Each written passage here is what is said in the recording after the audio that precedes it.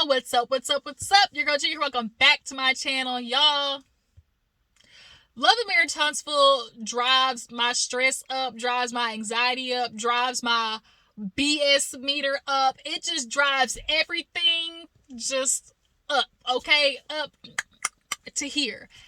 There's nothing more annoying than watching somebody who I know is lying play on somebody's intelligence, try to play on people's intelligence. Like,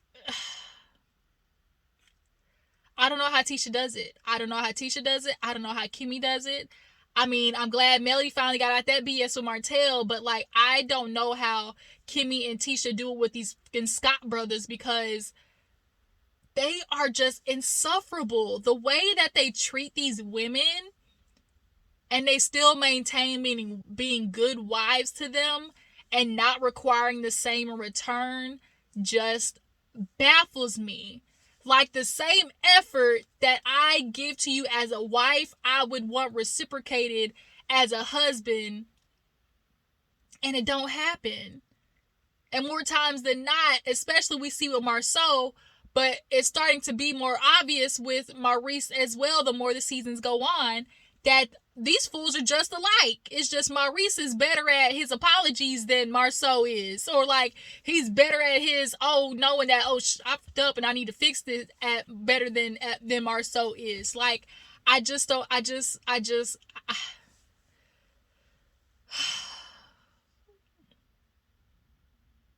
a session after this. Let me get into it, y'all, so I can't have that session, because my fucking chest hurts thinking about these bitches. So y'all, let's go ahead and get into Love and Marriage Huntsville, and then we're gonna get into breakdown into Love and Marriage DC, okay? So we open up the episode with Tisha, matter of fact, in the car, all right, and Marsau scooching his little self in the car, and she's like, we need to talk. And so he looking at her like, what about? And she's like, look, man, it's always something. Here it is, I'm always having to deal with people trying to tear our marriage apart, tear us apart. And she's making sure she never says in particular, like, people are trying to destroy our marriage. People are trying to tear our relationship apart. She always is using, people are trying to break up a family. People are trying to break up a young home. Like, she always is saying that in particular. Like, I don't know if y'all notice it, but just watch. Like, just watch. She always uses, like, the family part of it. Like, she wants to try to pull on people's heartstrings into, like, basically into, she's low-key trying to put out to the public, remember, there's a family involved. Remember, like, there's a family involved type stuff, And we do know that, which is why we trying to warn you. Your husband ain't thinking about that family when he's going out of town to Africa, is he? He ain't thinking about that family when he goes to Atlanta with Martell, who he knows is fucking around with coleslaw, dipping his dick in coleslaw, okay? And he's there and not telling you what's going on, and doesn't have his, doesn't act accordingly, right? We also know your husband ain't thinking about his family when he don't even know his son is allergic to peanut butter. I ain't forgot about that. Okay? Damn near killed y'all son. The fact that he did not know about his son not being allergic to peanut butter, and I think the son at the time was damn near like 8 years old, that's telling. And that was season 1. That right there was like, it let me know everything I needed to know about Marsau.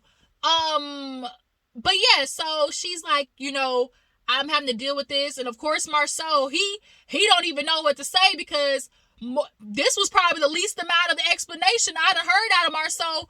Most times he got enough explanation, but this time all I heard was a bunch of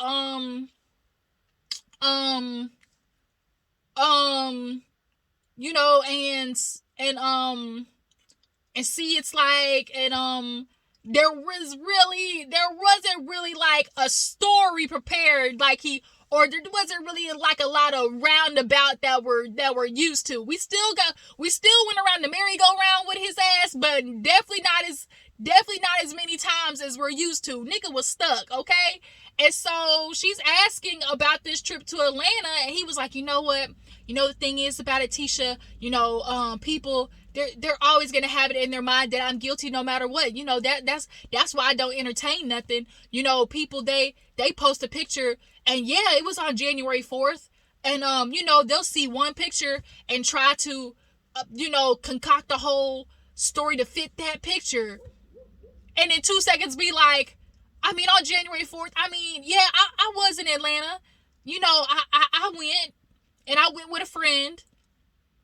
And so Tisha's like, friend, and he goes, I was with Chris Fletcher. And so I was like, who the hell is Chris?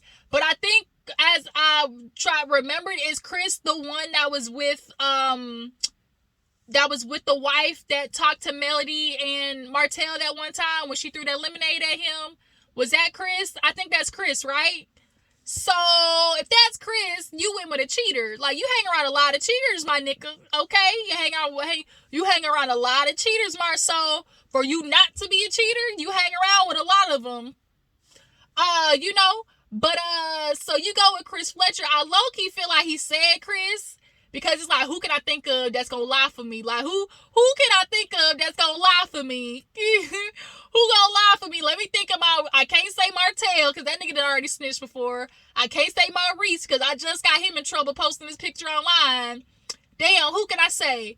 Ding, Chris Fletcher. Like, I feel like Marsau was just like, who can I call? Who can I call, right?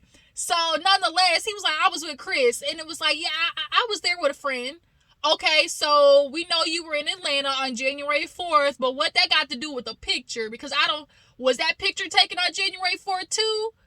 Okay, so if you were in Atlanta and then you got a picture in the bed, you really didn't even address the picture. He was like, you got a picture of somebody's back, and then they want to try to fit a story to, concoct a story to fit that narrative. And I don't even try to fight with people, Tisha, because no matter what I say, I'm already going to be guilty. In your eyes, you're asking me these questions, that your mama's bringing to you, already feeling like I'm guilty, Tisha, Because, nigga, you are. Marsau, 9 times out of 10, you are. And I'm okay admitting that. I think Tisha knows that, but Tisha just would rather you be able to do your shit in clean fashion, but you can't. Because most niggas can't. The only thing that you got right now is the fact that the girl whoever you was fucking with, saw the mess that Arion created and decided, oh, I don't want to do that. Or you paying her good enough. It's only one of those two things, right? But nonetheless, it was giving very much like, I'ma just try to smooth this over as much as I can in this car with Tisha.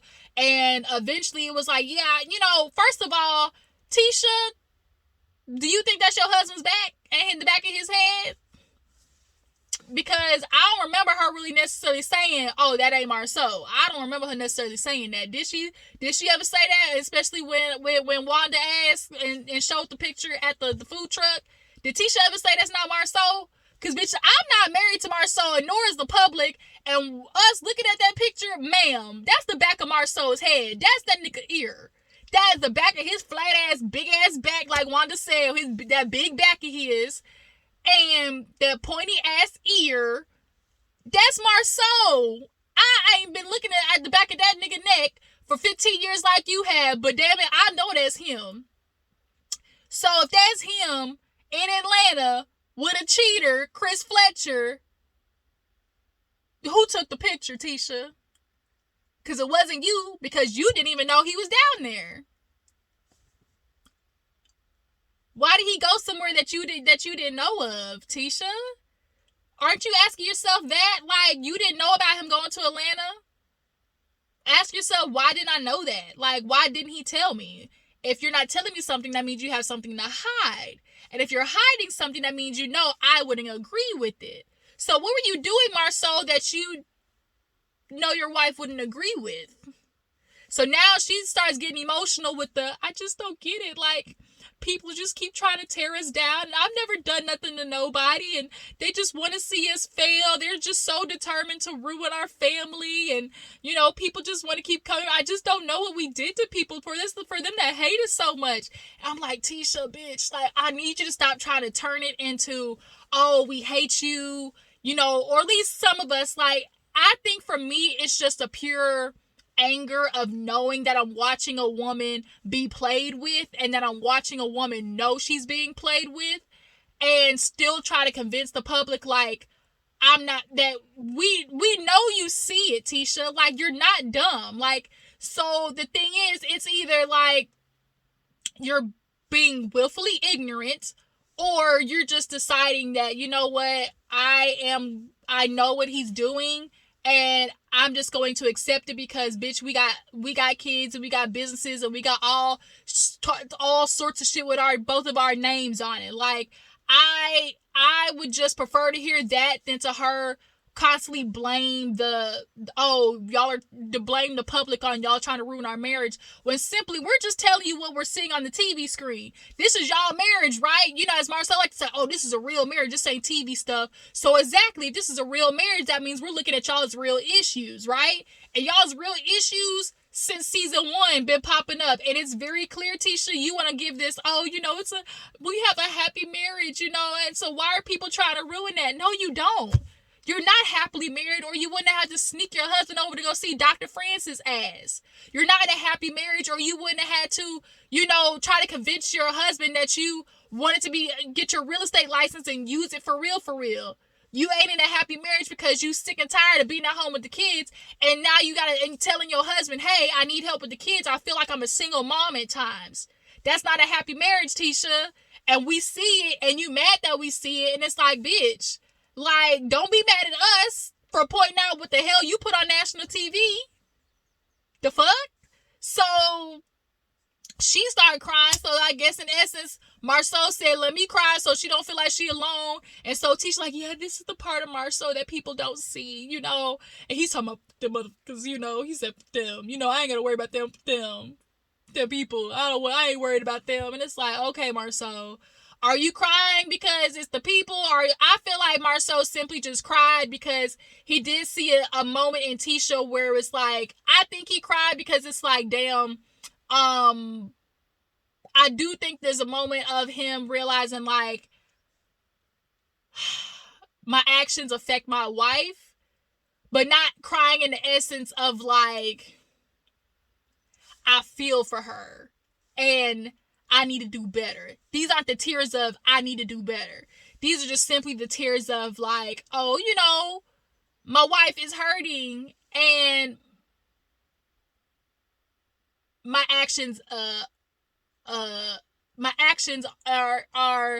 responsible for that a little bit, but it's not the tears of, like, I need to do better. If you get what I'm saying, if y'all can understand what I'm saying. But nonetheless, let's move on. These two, I don't try to convince Tisha that Marsau is cheating anymore, because, bitch, we know, and I know you're not going nowhere. Melody stayed for 5 years, so at this point, I know you staying for at least that many. I'm thinking, like I told y'all last time before, my idea, I'm convinced that Tisha is trying to at least wait it out until that house gets built, and when the house gets built, she'll be able to divorce him and be able to walk away with that house at least. That's what I would do. If I'm in a situation, I'm stacking my bread, stacking my money, and I'm going to make sure I get whatever I can. So then when I leave, bitch, it's a clean cut and I got a house for my kids. At least walk away with something of that type of magnitude. Oh shit, I done spent a long time at this beginning. Okay, let me go. Okay, so real fast, Destiny and Tiffany, they had a, little scene basically. Tiffany went over there to talk to Destiny after, Galentine's Day, basically went up to hell. Not up to hell, went up in flames, but down in hell.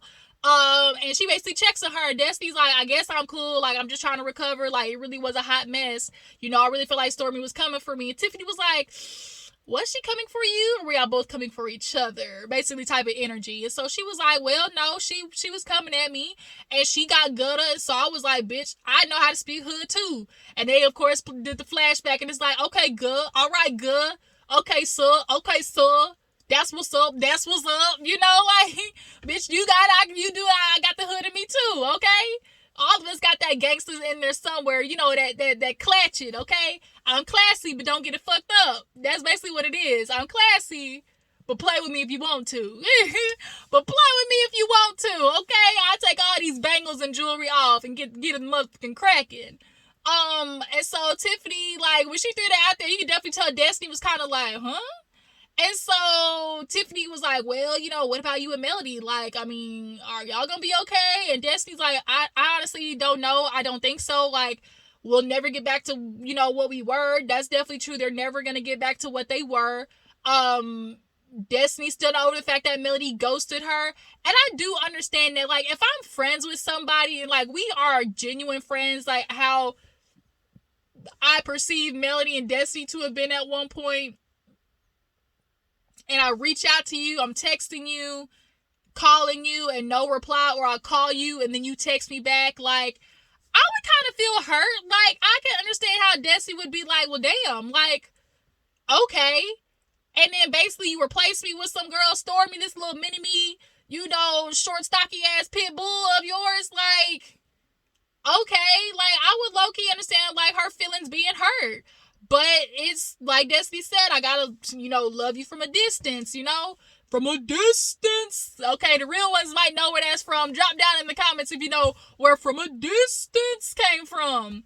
But yeah, so Tiffany was like, well, you know, maybe a girls trip, you know, what if, you know, would you, like, maybe that could fix that? And she was like, you know, maybe Utah or something like that.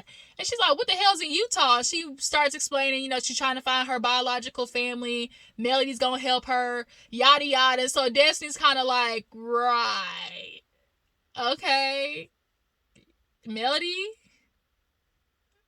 that's what's up. That's what's up. Okay, if that's what you want. So moving on, we see Kimmi and Maurice basically talk to Martell. Martell comes in, finally got to see him not in a tight ass suit, but he still got on these tight ass motherfucking denim pants. And he comes in, and Kimmi, I love Kimmy's wig in that scene. I loved her confessional look with that green dress. Oh my God, one of my favorite. Kimmi is bad, okay? Kimmi is bad boots. And Maurice, if you this up with Kimmi, now look, Kimmy's one of those women where it's like, I'm going to keep trying to fight for my marriage, because we obviously know that's what she did, because she moved the goalpost when she found out about y'all's little Atlanta trip, okay? She definitely tried to give you some leeway with that. I love you, Kimmi, but you definitely kind of did a little scoot over the goalpost when you found out Maurice was lying, okay? But, Kimmi definitely is one of those people where it's like, I will fight for you, but the minute that I check out, I check out. And I low-key kind of feel like Kimmi is getting to the, I just deal with Maurice in a capacity that I can deal with him in, just from the way her silence is with him. And when he talks, when she goes quiet, like, silence is the loudest. I don't pay attention to words. I pay attention to the body language and silence. I'm one of those people, you know. I'm an observer of, like, emotional responses, physical responses, and nonverbal, you know, responses, okay? So Martell comes in, you know, what's up, Kimmi? She's like, hey, Martell, you know, hey. And so Maurice, his old mess ass, Maurice, you know, he was just blowing this shit up, you know. Well, I'm going to be the mediator, you know, since Dr. Francis ain't here. And so Martell was like, mediator? And so he's like, I hope it ain't as big as... And Kimmi looked at him like, yeah, Maurice, you kind of making this a big deal. And he was. It's like, damn, Maurice, like, why are you doing that? But I get that Maurice got to make some mess up between Martell and Kimmi, because, dear God, let me do anything to keep him having to talk about this picture and how the hell it was that I lied about not knowing that this side of coleslaw was in Atlanta or messing around with Martell, and bitch, I was really there. Like, he's doing everything. Dear God, please don't let me have to talk about this picture again. So nonetheless, Kimmi basically breaks down to Martell. Now look, I have, you know, thought about it, and with this situation at Jaylin's house party, like, yes, you know, I have caught a lot of flack for, you know, what people, I have told people, you know, look, I do think Martell is a good guy, you know, and I've caught backlash for that. And I do think you can be a good guy, but I also do know there's another side to you. And then that side, you know, is angrier and messier than most, you know. And Martell was like, well, that's anybody. She was like, yeah, I understand that. but then there's you. Like, yeah, there's angry, and yeah, there's messy, but then Martell, then there's you. Like, he kept trying to put it on, oh, well, everybody does that, or I ain't the only one, or it's like, no, Martell, we need to focus on you, my nigga. Like, you always want to try to, like, but I'm not the only one. No, we're talking about you, bruh. And the fact is, like Kimmi said, yeah, I might have some shit go on with Melody, and yeah, you know, it may be some messy stuff, but it ain't directly affected my household. And every time I get in an environment with you, everybody seems to be fair game, like she said, and I'm not trying to be fair game. Like, I'm not trying to be up for, you know what, when Martell decides when he wants to spray, when he wants to spray everybody, and basically Kimmi's like, there was collateral damage to your mess. And Martell was like, I mean, what did I do? Like, he's like, well, can you tell me that, what did I do specifically that, you know, mess with you guys? And she was like, well, you know, she was dancing around it, but Kimmi finally got to the point of saying, now look, bruh, that picture that you decided you wanted to comment on and give photographic, you know, credit to, you don't think that affected, you know, me and my house? And, you know, for you to do that, you know, that brought negativity over here where it wasn't wanted or needed, you know? And so who do you think that it affected? He was like, you. And so you could tell Martell, like, when she said it, and he was kind of like, well, and he just kind of stood there and just kind of, all he could do was just kind of sit there and grin because he knew the shit was true. Like, he was like, well, I mean, I just gave, you know, photographic credit. You know, I mean, I was just joking. And it's like, here you are with Marsau. Y'all both doing that shit again. I was just joking. It was funny. You know, Marsau, it was a joke to Marsau. I was just joking. Like, y'all are joking at other people's expense, though. Like, what are you not getting? Like, you're affecting people's marriages. And it's like, Martell definitely had a moment of, well, shit, if I'm going up in flames, I'm pouring gasoline on these two niggas too, and y'all gonna burn up with me, basically.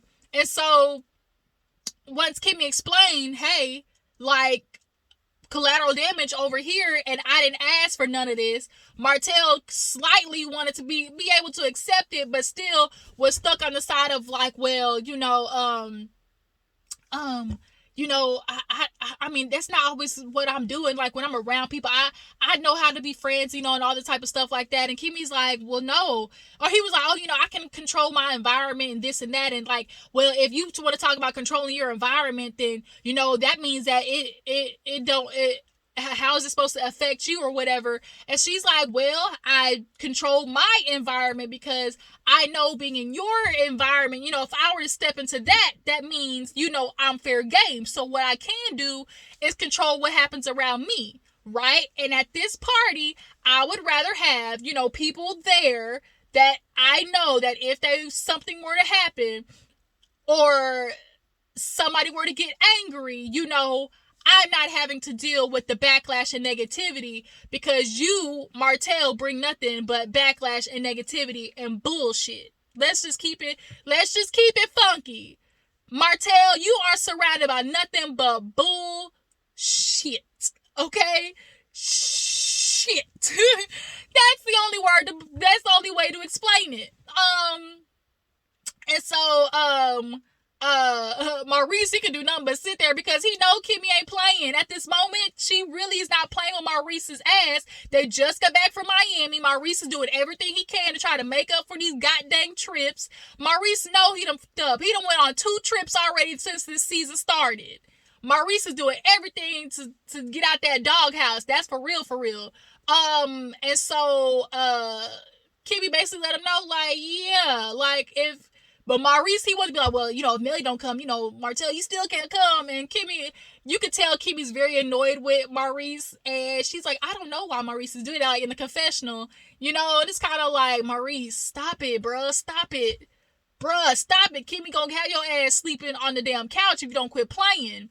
And so nonetheless, Kimmi was able to break it down to how Martell's illiterate ass could understand, hey, your bullshit is our bullshit. Like, and your bullshit because Maurice and Marcel's bullshit, because all of y'all are bullshitters. That's basically what it is. And like, I don't got time for it because I didn't sign up for this mess, and I don't got time to be dealing with all of you. Like, honestly, Kimmi, I get it. There was a little bit of Martell being slightly truthful or slightly accurate in the aspect of like, oh, you know, using me as a scapegoat, but it's not necessarily using you as a scapegoat, but there is an acknowledgement of like, bruh, we wouldn't really be going through this or putting up with a lot of this without your little piece in it as well. And of course, without Marsau's little piece of it as well.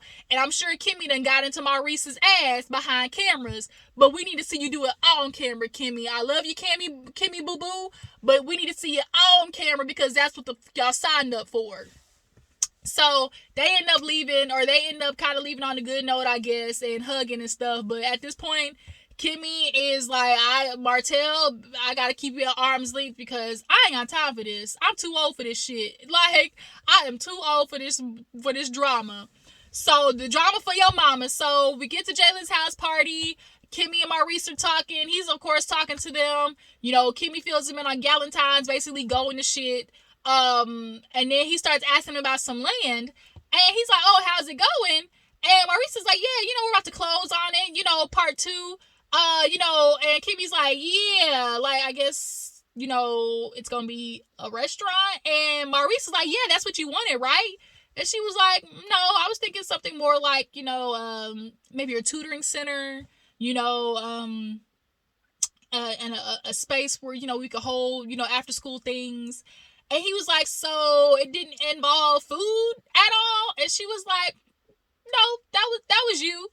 And Kimmi, you can tell when something pops up and it's typically an idea that has to deal with Maurice, you could just tell there is this.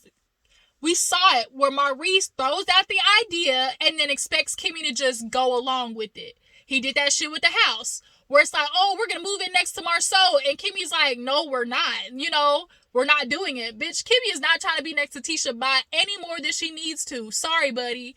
But it's like, you want a restaurant, and I'm glad Kimmi is not on the idea of a restaurant. Everybody knows 90% of restaurants fail within the first 2 years.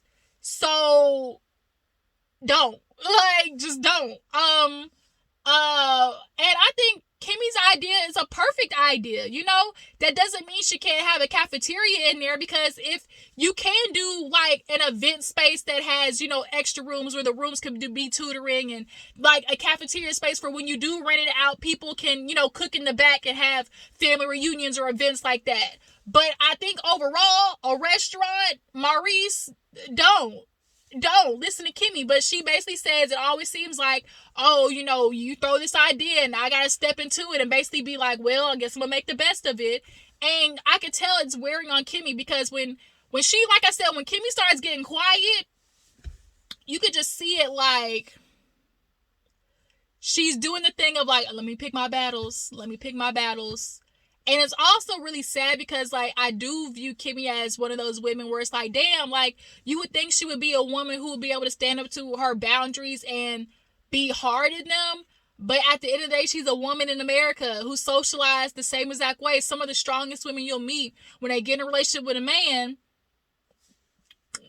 bring it back down, because it's like, I feel like I got to do what I can to keep my husband happy, because that's what I'm conditioned to do, you know? But she did vocalize in the confessional. She's like, you know, it always just seems like you don't listen to me. I don't listen to you. That's not true. And she was like, he was like, well, you know, Kimmi, I know you. I think I know you better than you know yourself. And it's like, you literally just proved her point. Because for you to feel like you think you know Kimmi more than she knows herself means you're basically putting emphasis on the fact that, like, oh, I want to do this, but I know Kimmi likes it as well, so, you know, that's what we're gonna do because I know we'll both like it. No, and no. That's what you tell yourself. Oh, I know Kimmi better than she knows herself. That's what you tell yourself, Maurice, because that's the plan that you want to go with. Like Kimmi said, you want to go with your plan, and you don't want to listen to me, or you want to listen to me after it's too late, like as most men do. And I think Kimmi's very smart, and Maurice, like, you are a dumbass to not take it into consideration what Kimmi says at all. Half the time you don't, and it's honestly really sad to watch, because that's a conversation we need to have, of like men always asking for smart women and not taking smart women's advice. What the fuck are you asking for a smart wife for when you don't want to listen to her? Dumbasses. So yeah. So everybody shows up. Destiny shows up. Destiny and Stormy, they try to talk. Kimmi was like, can we go in the back and talk? Damn near that went up in flames in 3 minutes. Kimmi actually looked really cute at the party too. But nonetheless, Destiny and Stormy go in the back and talk. And Kimmi was like, now look, both of y'all played a part in this now. Both of y'all played a part.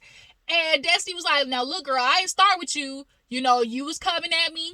And she's like, well, girl, you was mocking me. She was like, now look, sweetie, that's not how it's supposed to go. And she's like, well, don't call me sweetie. And she was like, I'm just saying, like, don't call me sweetie. My name is Stormy. And so Destiny gets up and leaves. And I was like, at first I was like, Stormy, like, girl, like, you could tell when somebody's intentionally calling you sweetie to be degrading. But then on the other hand, it's like, Destiny, you could have just simply been like, okay, you know, like, you could have just reverted back and be like, okay, Stormy, and like kept talking. So it's just kind of like both of them, it's just like, let's give her real tit for tat still. So Destiny decides she gonna run out downstairs out the door, and Kimmi decides to talk to Stormy. Was like, now look, girl, like, come on, sis, work with me here. And she was like, no, like, she called me sweetie, and we know what sweetie means. Like, no. So I thought Destiny left, but I guess she went outside and the producers talked to her. But as Kimmi's in the room with Stormy, Marsau and Tisha show up. Tisha was looking bad as hell. Melly's sitting there eating her wings on the table, and they paid each other dust. Dust, okay? Paid each other dust. And I'm okay with that. Stop with the fakery. I don't like you. You don't like me, bitch. Let's not talk to each other. And of course, the Scott brothers being messy. Oh, it's going to be awkward, huh? Ain't nobody talking to each other? Okay. Tisha goes to the bathroom. So now Marsau starts poking at Melody. Oh, your friend ain't here. And she like, who? And he's like, Marty. And she was like, why you asking me about him? Why would I not? Why would you? Nigga, you know we not together. You know, like, he just sitting there poking. And so he's like, man, he told me y'all was on good, you know, good ground. And Melody was like, nigga, don't play with me. Like, she definitely gave him that look of like, nigga, don't play with me. The Scott brothers, y'all messy as fuck. That's just point blank period, messy as hell. So Tisha comes back, and once again, still awkward. These bitches still ain't talking to each other. Destiny comes back in.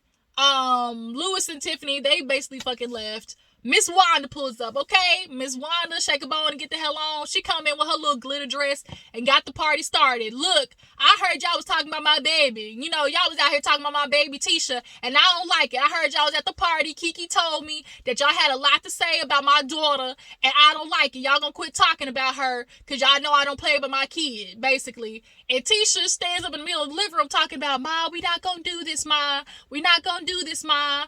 And it's like, girl, Tisha, shut up, because, you know, at the end of the day, your mama say what you low-key want to say to these hoes when it come to Marsau and the rest of the ladies. She in the kitchen, and Marsau's like, here your mama go starting the bullshit, you know? Here your mama go. Why she starting shit, Tisha? And so Tisha, I did not like that blonde wig on Tisha. I did not. In the confessional, she was like, well, Kimmi invited her. She know how she is. And it was like, girl. But Mama Wanda let them know, bitch, I don't trust none of you hoes, especially a girl that buy her shoes that don't come in a box, okay? But she was saying, yeah, Kiki let me know that y'all was talking about my daughter, and I don't like it. And I guess that was Kimmi's sister-in-law, the other friend that we remember was talking about her and Tisha. I think that was married to another Scott brother. she was there. She was like, girl, Tisha's a big girl. Like, damn. Like, Tisha can handle it. Nah, because that's my baby. Y'all talking about my child. Y'all know I don't play about my baby. And if y'all got something to say, you know, y'all can say it to me. Or if y'all want to call Tisha, might as well call me. Next time y'all have a party, y'all call Tisha, go call me. Because y'all know y'all call my child, y'all call me. Basically. And so she gets up. And she was like, yeah, you know, I got time for y'all. You want to talk about all of you fake bitches? And Kimmi was like, well, wait a minute. What we not going to do, we ain't going to be none of your bitches, Wanda. And so Jaylin was like, hey, Wanda, look, not in my house we going to be calling my mama. Not in my house is my mama going to be a bitch today. And so then that's where the episode ended. And it was just kind of like, damn. They did the verses and they had the boxes of Wanda versus Kimmi. They should have said part 2 because they done got into it before and Kimmi ate that ass up for sure. But y'all, Love and Marriage Huntsville is doing the damn thing. Carlos, you are doing the damn thing, especially with the night show. I'm about to go watch it. Dr. Heavenly and Mr. Martell Boots was on there. So yeah, we gonna see. I'm gonna watch it and definitely I know it was madness. Okay, them two was like fire and gasoline. That's what I dropped in the comments. I said, Carlos, you messy nigga. You know Martell and Heavenly is like fire and gasoline. But yeah. Tell me what you feel about the episode. Do you guys believe Marsau was that his back? Was that his big ass back in that picture or not? Yeah, do you guys think Tiffany, and Melody and Destiny could ever be friends again? I appreciate y'all for tuning in. Y'all stay tuned for Love and Marriage DC. Bye.